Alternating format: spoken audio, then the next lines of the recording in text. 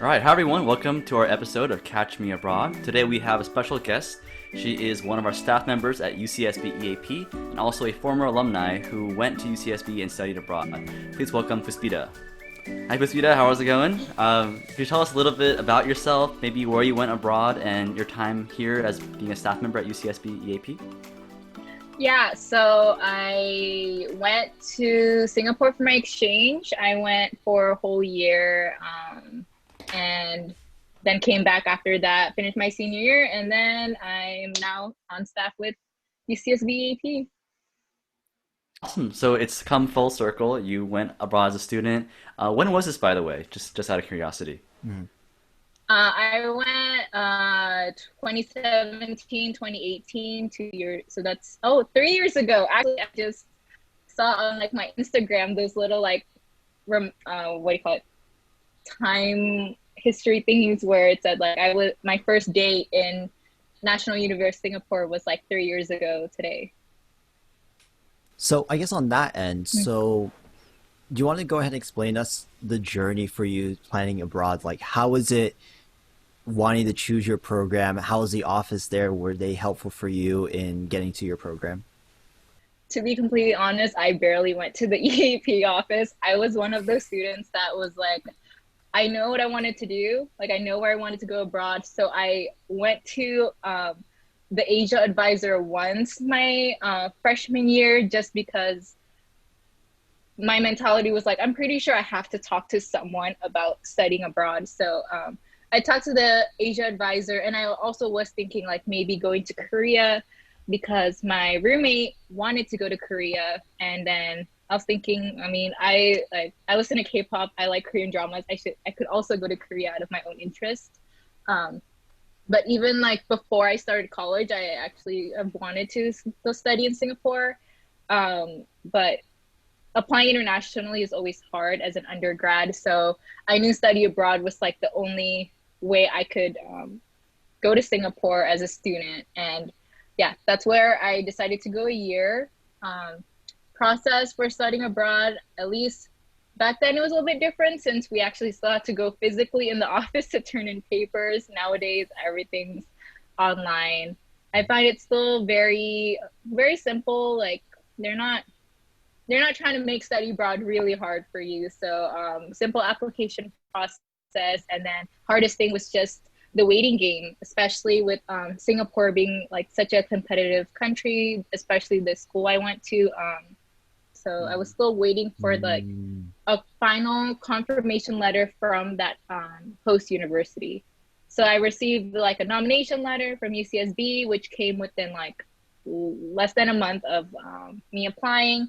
But then that still wasn't a guarantee I was going. I mean, still like I had a high chance of going, but yeah, I had to wait for another final confirmation letter before I could actually buy my plane ticket. So yeah, at that Wow. time I was still like registering for classes just in case I couldn't go abroad. I didn't want to, Mm, miss out on like what my junior year could have been like. mm. Gotcha. I'm kind of curious to know, in your process of making a decision on where to go abroad, how did Singapore kind of stand out to you? Because I know that there's a lot of programs we have in Asia, and Singapore is kind of maybe like a more or lesser known program. So how did that come up to you?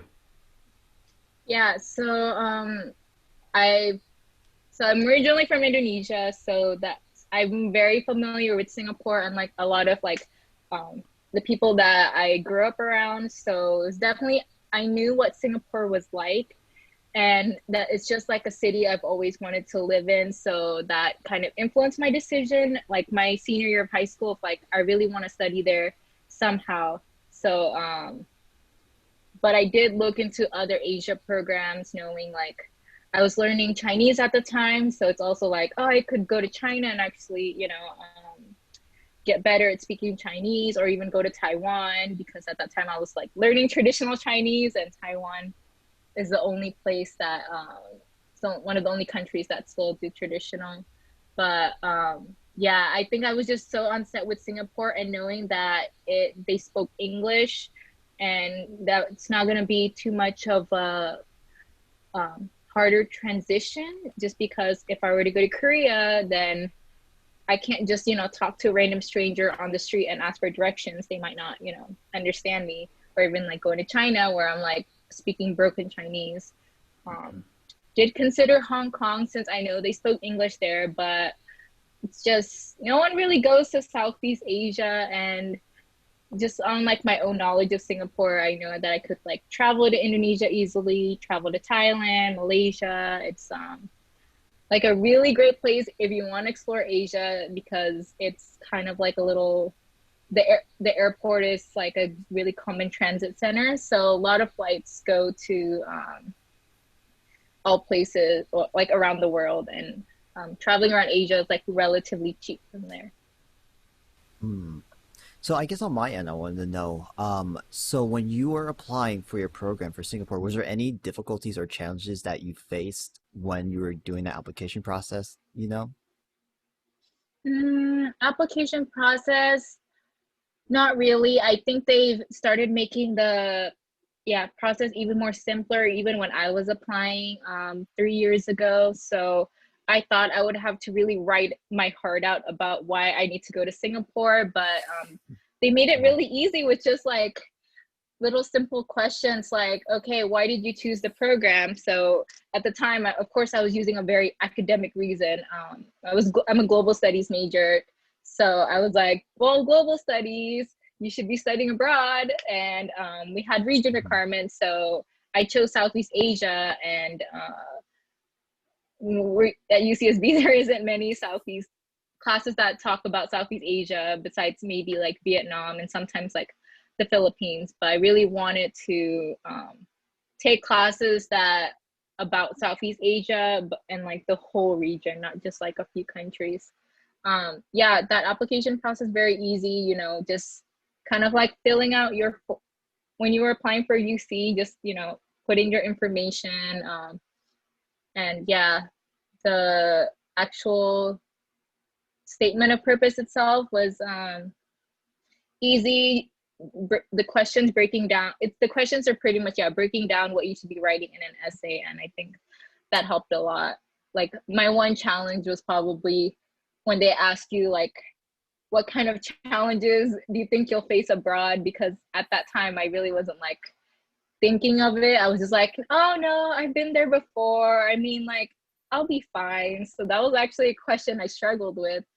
Didn't really have challenges there. So I actually had to think about like, what would be a challenge of like going to Singapore? And then I remembered their academic culture is so different from like the US. And that's where like I was like, oh yeah, like they're pretty hardcore, they're pretty competitive, and go to UCSB, we're very like chill. So it's definitely a different environment that like I would have to adjust into going to Singapore. But other than that, very easy. At that time, we had to go in person to submit things. That process has been removed since now applications all online.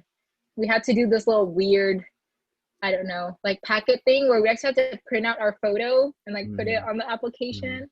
I don't know if you guys did that too. Yeah. But that was just like a really weird, where I'm like, I need to find like a cute, like a 2x2 photo of me and like print it out.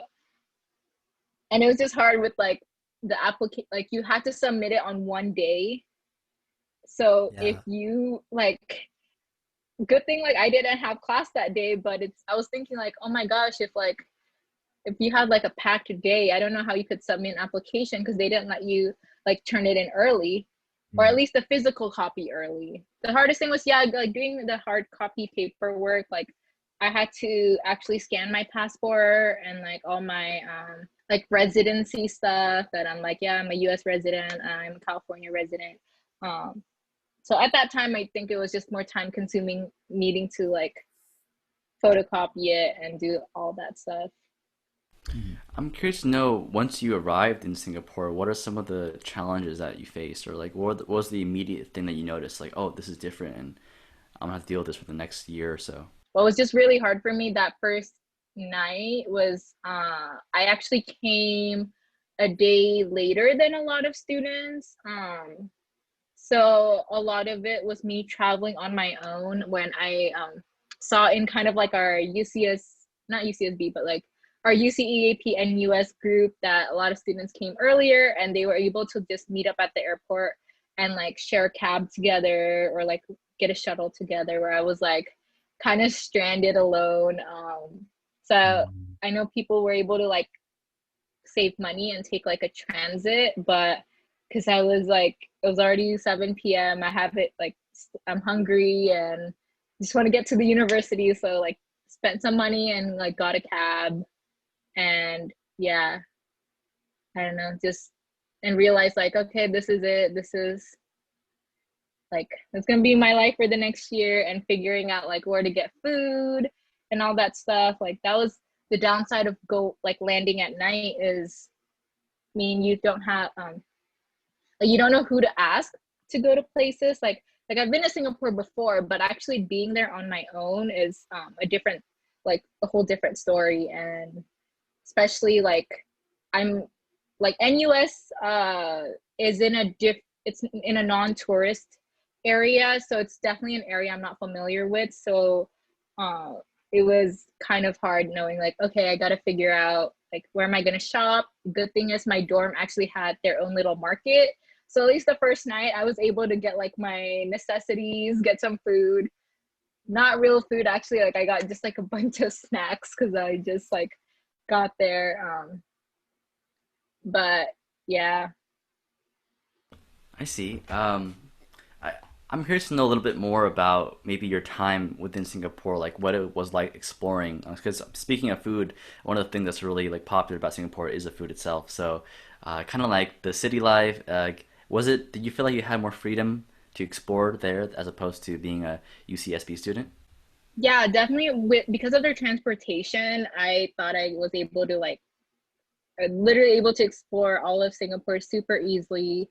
And even if I couldn't do it by their MRT, their like train system, my first week actually what I did was I would get on the train, I would go to a random stop, exit out of it, and just like walk around. And something I noticed with Singapore is wherever you exit, it's beside like when you're not in the downtown area, they're really not like different from each other. Like you'll see like food stalls still. They have this like food court thing called hawker centers, and like getting out, I'll probably see one like a few blocks away. So it was really nice. Like you you will never not find food in Singapore. So that was great. So, on my end, what I wanted to ask you, since we've covered a lot about your time in Singapore, and it sounds like you had a really amazing time, I want to know about your journey now, like when you've transitioned to the office. So, how did you discover the office, and how did that contribute to you wanting to help out other students study abroad as well? Yeah, so my senior year after coming back, I became a global intern. So that was a program where pretty much like volunteer your like few hours of your week to just help recruit, like sit at tables or like just be in the office and help out with like whatever other advisors needed. And well, first I was thinking like, oh, I wanted to be like a peer advisor and get paid to just like work in a study abroad office, but I was actually in China at the time of like the peer advisor application, so kind of like Mm.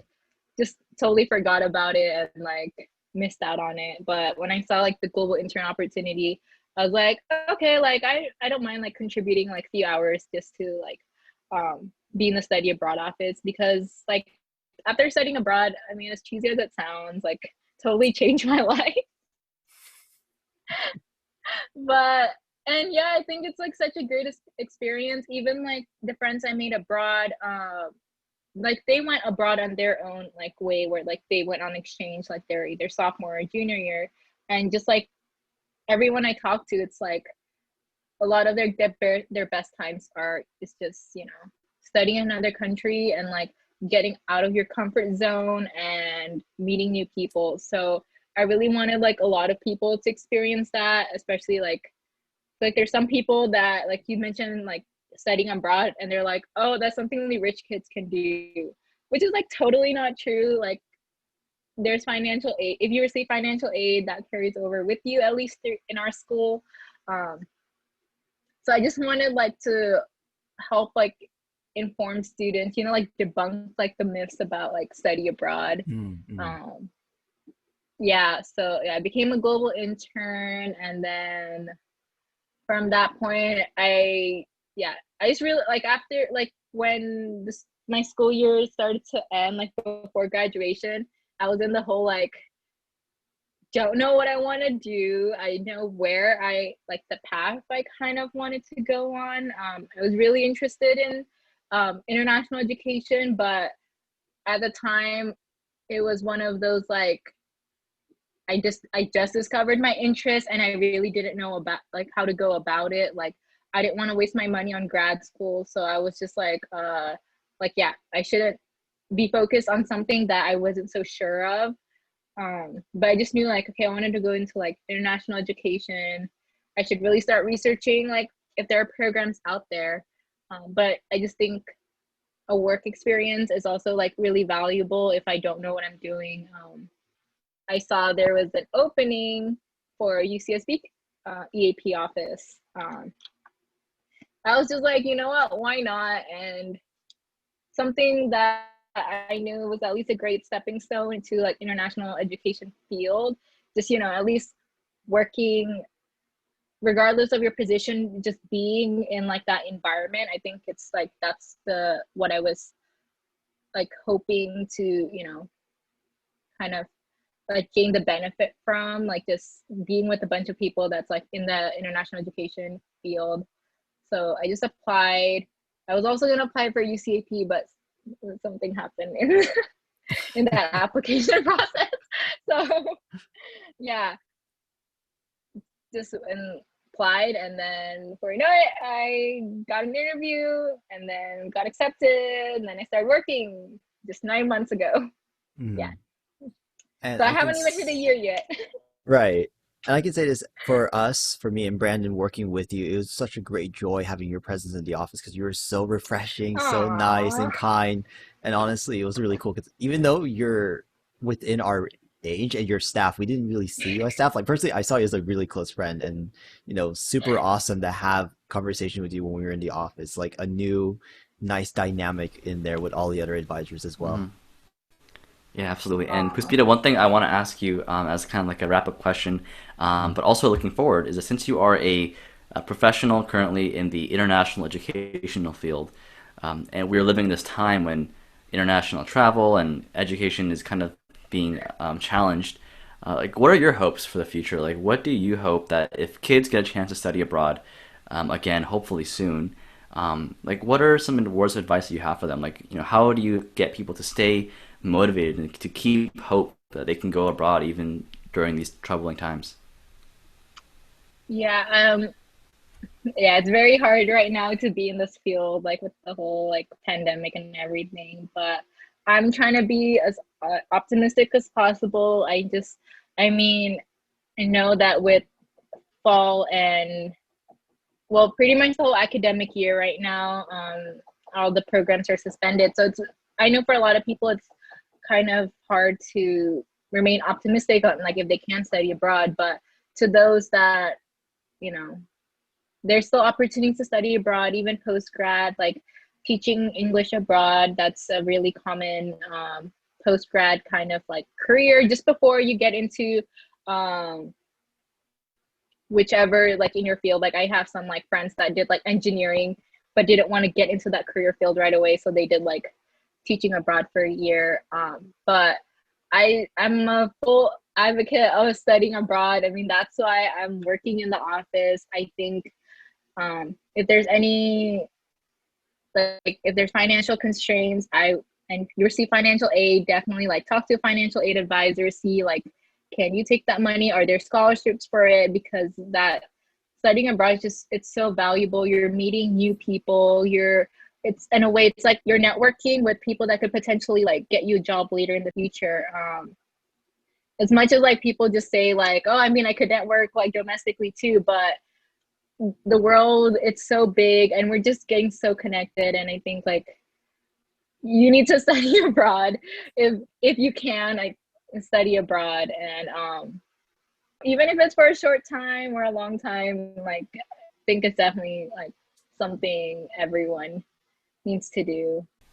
And if you're at UCSB and you're listening to this, we have the office and you can always talk to me about studying abroad and I will probably convince you to go to Singapore. Fantastic. Well, Yeah. with that, those are some great words of advice for future students, especially in regards to people who maybe are concerned that they can't go or they're worried on how they will go. You gave some great advice on how to start, so thank you for that. Yeah, just Mhm. like one last thing. Yeah, even if you can't study abroad, definitely look into some post grad opportunities, or even just, travel with your friends. I think one thing to know for sure is once, like, I am now like a working professional, and something I wish I did over the summer was actually just travel because I didn't really do anything over the summer besides like, you know, being at home and trying to figure out what I'm going to do with my life. And I think if you are at that point, just if you can, like either save the money or you had like student loan. I don't know that like if you still had like that extra money, just like take that break and travel because once you start finding a career, that time to just like go off and travel, you're not gonna gain it back. Like I don't think I can take 3 months off anymore. I think the most I can do is like 2 weeks, and that's something that I wish that I did post grad. Just either go abroad for another year before actually entering the professional field. But hey, if you're in the professional field, at least you'll have a lot of money saved up, and then you can take your 2 weeks off to travel. All right. Well, thank you again so much for joining us and for sharing all of your advice and expertise. And it's great to have you as our first staff member to interview.